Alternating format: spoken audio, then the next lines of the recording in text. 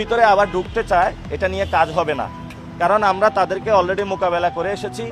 আমরা ঢাকা শহরকে, ঢাকাবাসীকে আহ্বান জানাবো যে আপনারা ঢাকাতে যারা চান্দাবাসী আছে, চান্দাবাসীকে আপনারা প্রতিরোধ করুন। কারণ ঢাকার যে ঐতিহ্য রয়েছে, এই ঐতিহ্যের সাথে চান্দাবাসী যায় না। দুর্নীতিবাজ তারা এই ঢাকাবাসীর সাথে যায় না।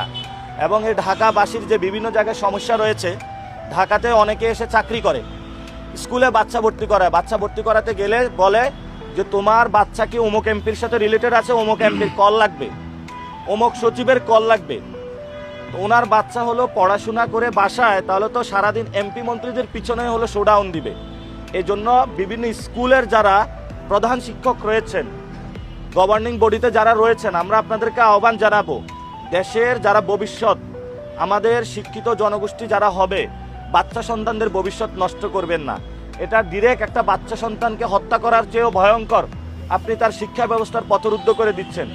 এবং আপনারা জানেন, আপনি যদি অসুস্থ হন, ঢাকা শহরের একটা ভালো হসপিটালে যাইতে পারবেন না, গেলে আপনার কাছে টাকা চাওয়া হবে এবং সেই টাকা আপনার পকেটে নাই। আপনি ঢাকা মেডিকেলে যাবেন, প্রথমে নাকটা বন্ধ করে যেতে হবে। ওইখানে বিশ্রী ময়লা, ওয়াশরুমগুলো অব্যবস্থাপনা, ডাক্তার পাওয়া যায় না, নার্স পাওয়া যায় না, দিলেও দুইটা নাপা ট্যাবলেট দিয়ে ধরায় যায়। এই হলো আমাদের স্বাস্থ্য ব্যবস্থা। এখন এই সকল জিনিস পরিবর্তন করতে হলে আমাদের এই ইলেকশনে, গণভোটে হাতে সিল মারতে হবে। যদি আমরা হাতে সিল মারি, তাহলে আমাদের জীবনযাত্রার মান উন্নয়ন হবে। যে বিষয়গুলো বললাম, এগুলো নিয়ে ইনশাল্লাহ আমরা কাজ করব। আজকে আমরা এই গাড়ি নিয়ে 5টা থানায় যাব, মানুষের সাথে কথা বলবো, মানুষের মনোযোগ দৃষ্টি আকর্ষণের চেষ্টা করব, যাতে আমরা গণভোটে সিল মারি এবং বাংলাদেশটাকে পরিবর্তন